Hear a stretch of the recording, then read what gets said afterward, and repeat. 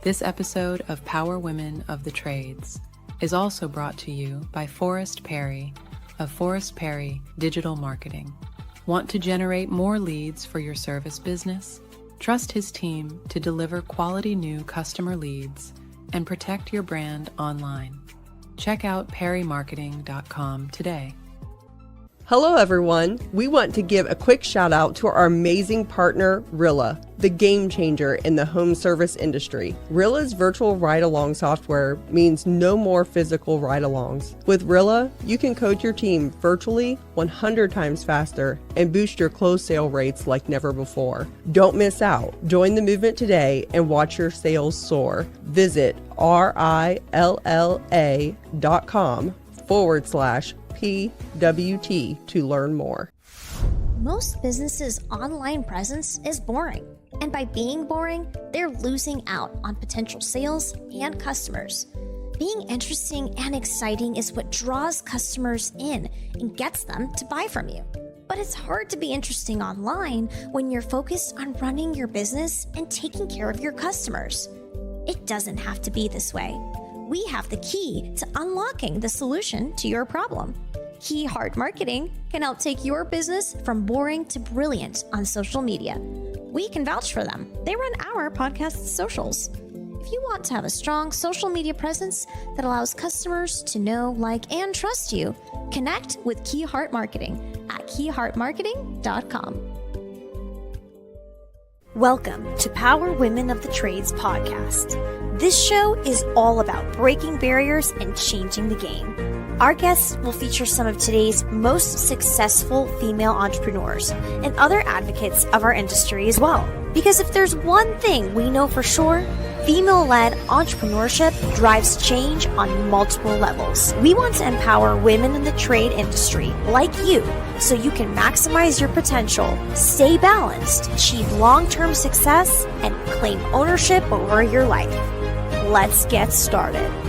Hey guys, just recorded a dope podcast with women of the trades on it. Talked about Nuve, talked about marketing, talked about some of these fake ass gurus online. You don't want to miss it. It's going to be dropping soon. Make sure you click on the link below to download that podcast that we just shot. It's one of the dopest ones I've done. We talked about Nuve and all the features of the software, the thermostat. CP was in there talking a true testimonial on how she's almost installed 100 thermostats in the first 30 to 60 days that she's been on our Nuve Networks program. She's already installed close to 100 of these thermostats. She gave a really, really good testimonial on why you should be joining. Make sure you download that podcast and listen to it all. All right. Welcome back to Power Women of the Trades podcast with Cassie and Heather. We're super excited today. We have Ismael Valdez with Nuve Thermostats. And as you can see on the screen, he has himself listed as the head janitor. Senior janitor. What are you doing over there? I was telling you pre-show that you needed to give at least a little bit of a version of who you are. I think a lot of our listeners are going to know who you are, but we have a really unique audience. And every day we'll get a message from someone that is not in the social media world. And so if you're on social media, then you know who Ish is. If you're not, they have no clue. Who are you? Here he is. My name is Ismael Valdez. I've been in the trades for about 15 years plus already. I've grown two businesses in the home service industry. First one was Home Comfort USA. We got it from 0 to 21 mil in 4 years. Just sold to Apex about 2 years ago. Next one was Next Gen Air Conditioning. We went from 0 to $108 million in a little bit over 6 years and 5 months, 6 years and a half. Sold it off to the Wrench Group about 3 years ago. And now we are on this venture we are calling Nuve, which is, for most listeners that don't know, Nuve is Spanish for cloud. It's one of the first cloud thermostats that we came up with from scratch. It's not a white label thermostat, and now we're helping over 500 contractors retain their clients with our software and our thermostat. So It's been a pretty cool journey. CP, I'm calling you CP for the rest of the podcast. Miss Heather, well, Everyone I'm calls me glad that. to see you again, Heather. I know we met, once or twice, and every time I talk to you, I feel dumber and dumber because you are probably one of the smartest women in the trades, and I'm glad to be on the same team as you. Yeah. She is the smartest. And that's like, for sure. We're super thankful to have her with us on our team over here. You're lucky. You're lucky.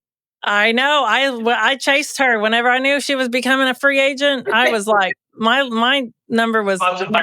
Dude, I thought I shot you a text message, and if I didn't, I promise you, I thought about it when I knew that you and private equity had parted ways. I was about to recruit her, CP, so you beat me to it. Congratulations. Well, she was taught to trot. She got a hold of me really quick. Good. Real Good quick. for you. Okay, so wait a second. And then I know a little bit of your story, just backtracking a little bit, because I think some of it is like, so you had the 2 companies and you sold them, and that's great, but you started as a counter guy, right? Yeah, so I was behind the counter at Howard Industry on CP. That's back in, I want to say almost a little bit over 15 years ago. I started as a counter guy. Most of these contractors, they were mom and pop shop style contractors, $1 to $2 million, 3 to 5 employees. I worked at that counter for about 7 years before I went into the contracting world, and that's one of the things that kind of helped me grow these businesses so fast, because I was able to network with all these installers, technicians, sales guys, operators. Every single day they would come into the counter, and it was like a little habit that they had. They woke up, and some of these guys didn't even have a shop. That's how small they were. So their shop was our warehouse. So they would all meet at our parking lot, and they would be handing out contracts and pieces of paper about the jobs that they were going to do. They would go to the counter, order all the material, and and we would get all the material and equipment delivered or taken care of, and then they would go to the job sites. But I got to learn a lot about what the actual contracting world was behind that counter, man. I didn't know how. Look, and I mean this in the most in the most humble way. I didn't know how ignorant some of these contractors were. I didn't know how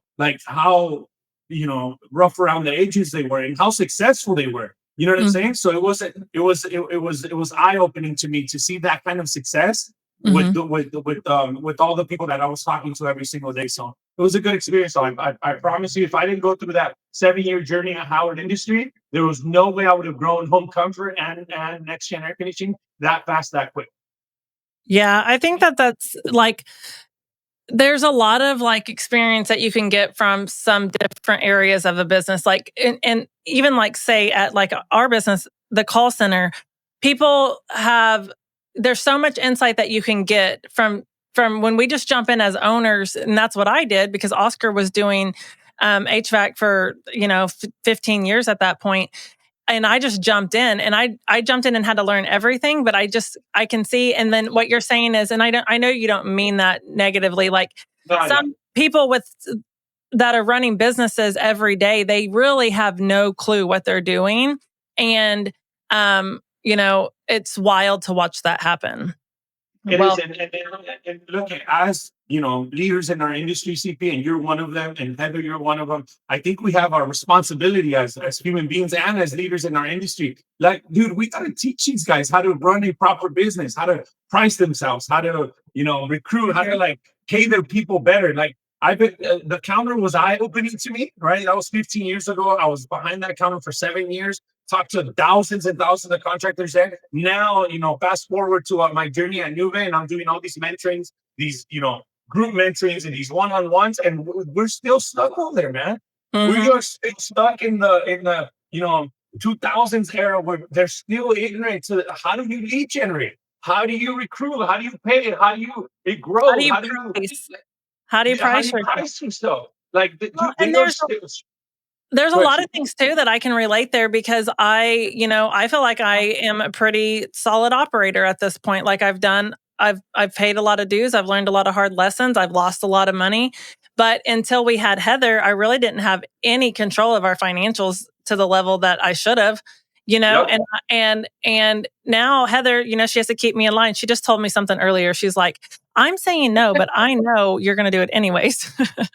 And I'm like, okay, but I'm trying to let her keep me in check, right? But I didn't have any clue. I'm trying. I'm trying. But trying to keep me in check, right? But there's just what was the turning point?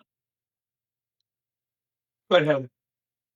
Sorry, I was going to ask, what was the turning point for you, Ismael, in deciding that you wanted to go out on your own and start running the businesses rather than getting away from being behind the counter? What was that turning point for you? But it was definitely money, right? It was definitely money because I was making, I think at the time I was like 22, 21, 22, 23 around there. And I was already making 120, $130,000 behind the counter.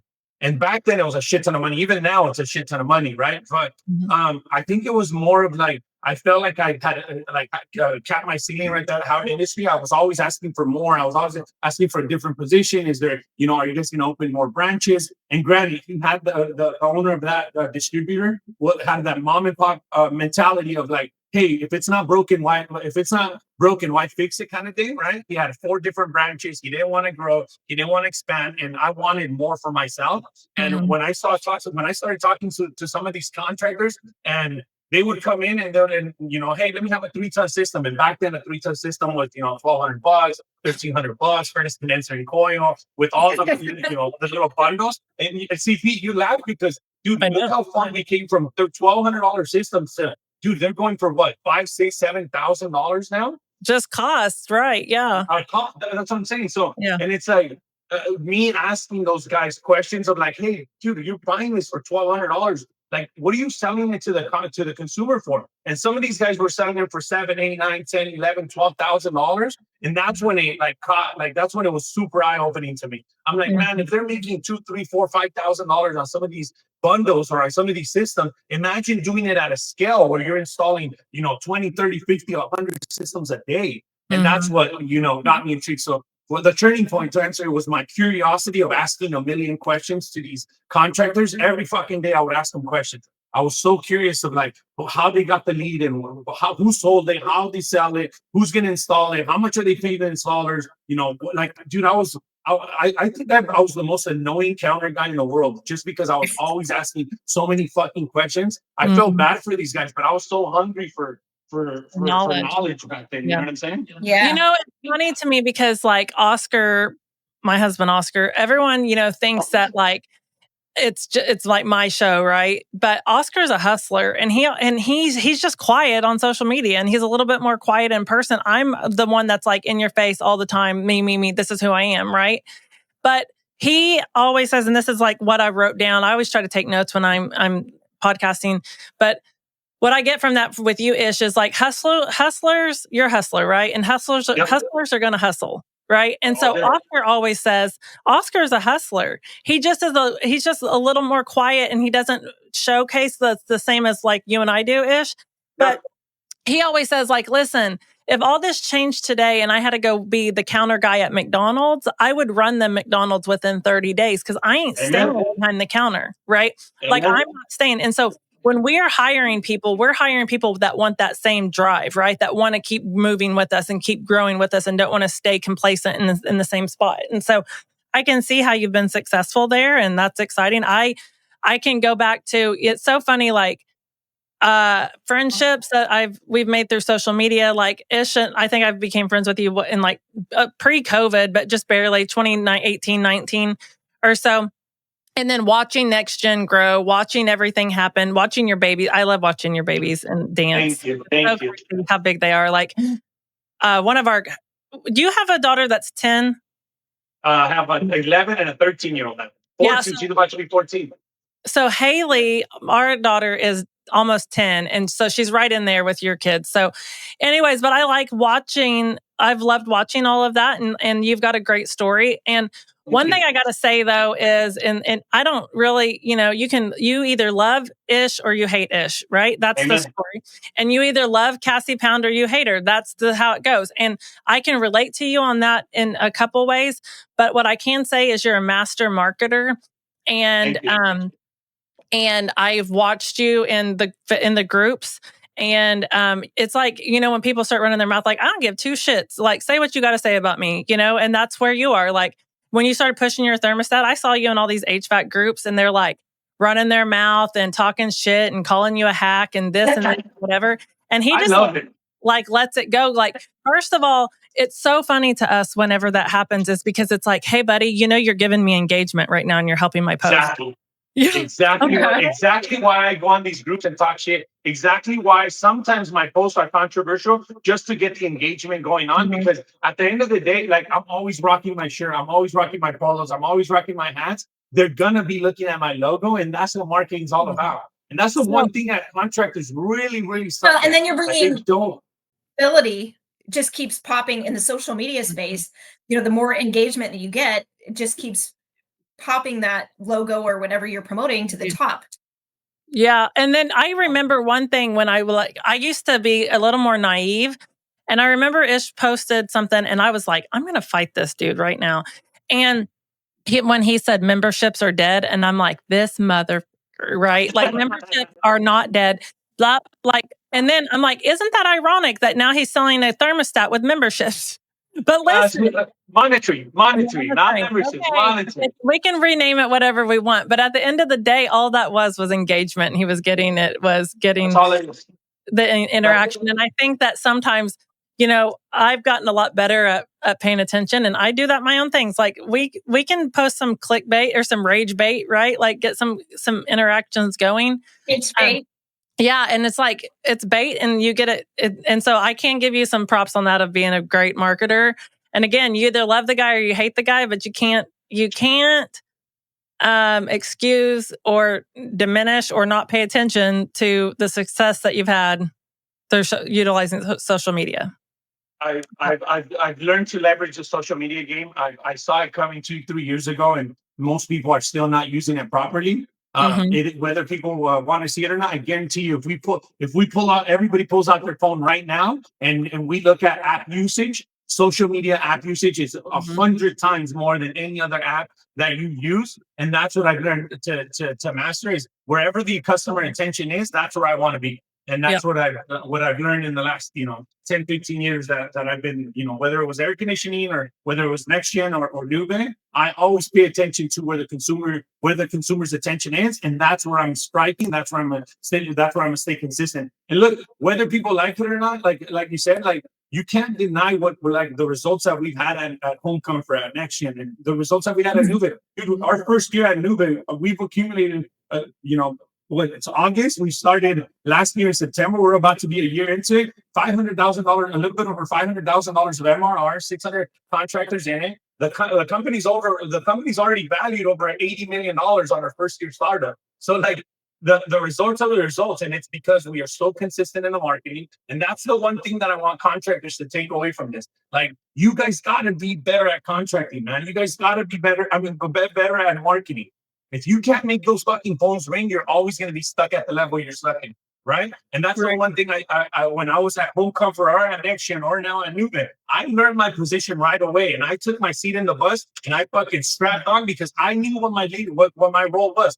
I have Andy helping me with recruiting. I have Kanani helping me with customer success. I have, people helping me in their position. My position is to make sure that my AEs have leads every day. Your position as CEO, CP, whether you see it or not, and Heather and all these operators, their main role is to make sure that you walk in and there's calls on the board for your team. If you don't have calls on the board for your team, I don't care if you're the best installers. I don't care if you're the best technicians. I don't care if you have the best accounting and customer experience team. Nobody cares because nobody's ever going to be able to experience that. So you guys as CEOs, you guys have two full-time jobs when you guys are starting your business. You're a CMO, right? CMO, write this down. And you're an HR manager because you're recruiting constantly. Those are your two hats that you're wearing for the first 3 to 5 years of your business startups. You're a CMO and an HR manager. Then after that, you could start delegating and fall into a CEO position. But for the first, 3 to 5 years, you're a CMO. You got to make sure that phone's ringing. And you're an HR, a recruiting manager, and because you got to make sure that somebody goes in there and does the work. I would argue that you never stop being the CMO if you never love it. So people ask, we're 11 years into the business, and people ask me all the time, Cassie, what's your day to day like? And I'm responsible for a lot of things. We have sales managers, we have service managers, we have all of the things. And at the end of the day, I am paying attention to that. But my number one priority every single day is marketing. And if 100%. Not, if not, then we're falling behind. And we have a whole staff and a team for that. And Kaylee's the actual director of marketing.